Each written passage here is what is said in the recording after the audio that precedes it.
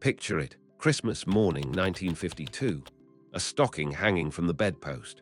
At the bottom, a single orange, carefully wrapped in tissue paper. The front room, closed and unheated all year, opened just for today. Outside, streets still marked by bomb damage, slowly repairing themselves.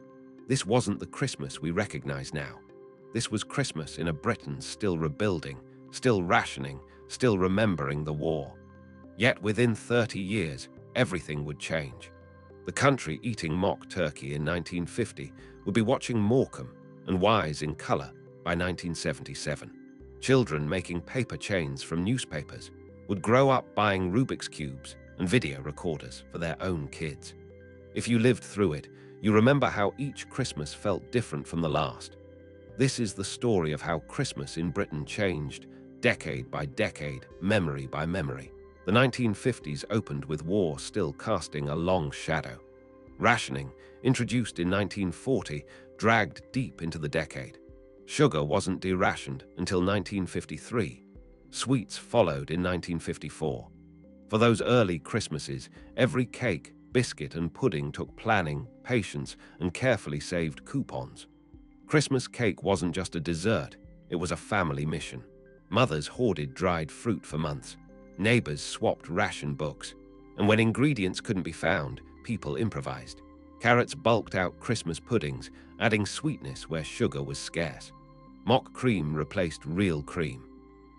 And if turkey wasn't available, the Ministry of Food provided recipes for murky mock turkey made from sausage meat, breadcrumbs and vegetables, shaped and roasted to resemble the real thing. It sounds bleak, but people adapted. That's what the 1950s taught Britain: make do and carry on. Most homes had a front room, the parlour kept closed all year. No fire, no heating, untouched. But on Christmas Day, the coal fire was lit for the first and only time. The smell hit instantly. Coal, dust and damp, air warmed after 12 months of cold. Slowly, heat spread through the frozen room. Christmas dinner was eaten there, everyone dressed in their best clothes. The wireless played carols. First the King's speech, later the Queen's. For a few precious hours, the front room became the heart of the house. Then Boxing Day came. The fire went out. The door closed again until the following December. Decorations were homemade. Paper chains cut from old newspapers, glued together with flour and water paste. If you were lucky, you had colored crepe paper. Most families didn't. Newspaper chains were festive enough when stretched across the ceiling. Baubles were glass, thin, fragile, often pre-war. You handled them carefully because replacements weren't possible. Tinsel was real metal, not plastic. And if your family owned angel hair, spun glass that looked magical but left your hands itching for days, you were doing well. Trees were a luxury. Many families didn't have one at all. If they did, it was small, real, and decorated with whatever ornaments existed in the house. On Christmas morning, stockings held simple treasures. An orange may be wrapped in silver foil. Citrus fruit was rare and expensive. Finding one felt extraordinary.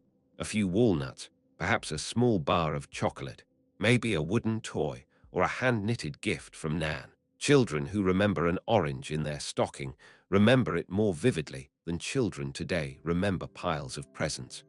Entertainment was local and live. Without television dominating the day, families went to pantomimes. Churches overflowed for carol services. On Boxing Day, relatives were visited on foot if buses weren't running. Leftover cake carried in greaseproof paper as a gift. Presents were often handmade. Scarves, gloves and jumpers knitted from wool unraveled from old clothes. Mothers secretly knitted for months. Fathers carved toys in sheds. When you unwrapped something handmade, you knew hours of effort sat in your hands. That mattered more than anything bought in a shop. By the late 1950s, things began to shift. Rationing finally ended. The economy grew. For the first time since before the war, families had money for non-essentials.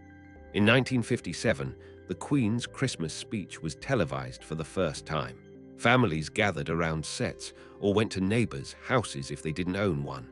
Everyone watched together. It was an event, not background noise. By the 1960s, Christmas grew brighter, louder, and more commercial. In 1967, something remarkable happened. The Queen's speech was broadcast in color. If your family owned a color television, half the street turned up to watch. Christmas was no longer black and white. It was vivid, alive. Television reshaped Christmas. Billy Smart's Circus became a Christmas Day fixture. Coronation Street aired festive episodes. Families planned the entire day around the TV schedule. The radio times arrived like scripture. Programs were circled carefully in biro. Fashion exploded. The 1960s didn't just change clothes, they changed how Christmas looked. Aluminium trees appeared, shimmering silver with no lights on the branches. Instead, a rotating color wheel sat on the floor, washing the tree in red, green, and blue. It felt futuristic. Turkey finally became affordable. In the 1950s, most families ate goose, chicken, or a roast joint. By the mid-60s, turkey became standard, big, impressive, and achievable. Christmas pudding no longer needed carrots. The table felt abundant. And then there were the drinks. The 1960s invented the Christmas drinks cabinet. Babycham, the little green bottle with the deer, served in a coupe glass with a cherry. Glamorous, sophisticated, and present in nearly every home, even if nobody actually liked it. Tinned fruit became a luxury. Del Monte peaches, mandarin segments, served with evaporated milk. Fresh fruit wasn't special. Tinned fruit was. Toys changed too. Cindy dolls arrived in 1963. Action Man followed in 1966. For the first time, toys were advertised directly to children. Kids circled items in catalogues, made lists, and expected specific gifts. Christmas shifted from gratitude to desire. The 1970s arrived cold, literally. Frost formed inside bedroom windows. Ice patterns were scraped away with fingernails. Single glazing. No central heating. One coal fire downstairs heating the whole house.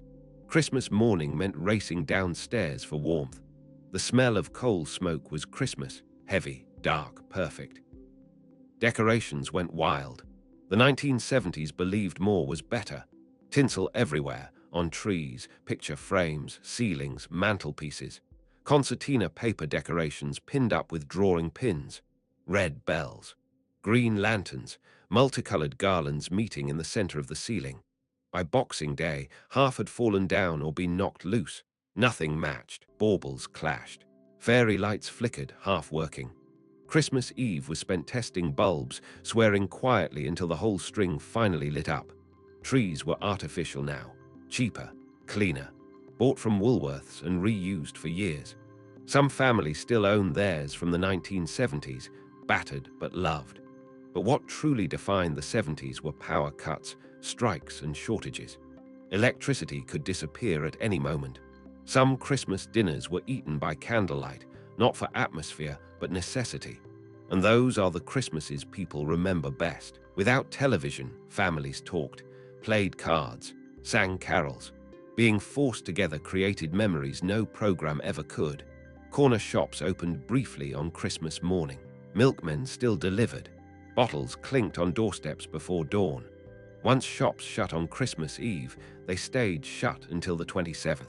Forgetting something meant borrowing from neighbors. The Queen's speech at 3 was non-negotiable. Dinner was timed around it. When it began, conversation stopped. Then eating resumed. But the real event was Morecambe and Wise. The 1977 special drew 28 million viewers, half the country. Everyone watched. Everyone talked about it the next day. A shared experience that no longer exists. Food was traditional with a twist. Prawn cocktail starters, massive turkeys, overboiled sprouts, bread sauce, cranberry sauce from a tin. Christmas pudding set alight with brandy blue flames dancing. A silver sixpence hidden inside for luck. Presents were fewer but bigger. One main gift, a chopper bike, a space hopper, an etch-a sketch. You waited all year and remembered it forever. The 1980s brought technology. Christmas became about the newest thing. Video recorders arrived. By the end of the decade, most homes had one. You could finally record one program while watching another. Revolutionary. Microwaves appeared. Turkey defrosted in minutes. Pudding reheated instantly. It wasn't perfect, but it was progress. Decorations became coordinated, red and gold, blue and silver. Designer baubles replaced paper garlands, fiber optic trees glowed and changed color. Christmas grew sleeker, planned. Toy crazes took over, Rubik's Cubes, Cabbage Patch Kids, He-Man, Transformers. If you didn't get the big toy, you felt left out. The Argos catalogue became essential. Kids circled pages, made lists, expected results. Christmas shifted again, from survival to celebration to consumer event. By the end of the decade, everything had changed. Britain moved from oranges in stockings to VCRs under trees, from making do to having choices. The magic didn't disappear, it just changed shape.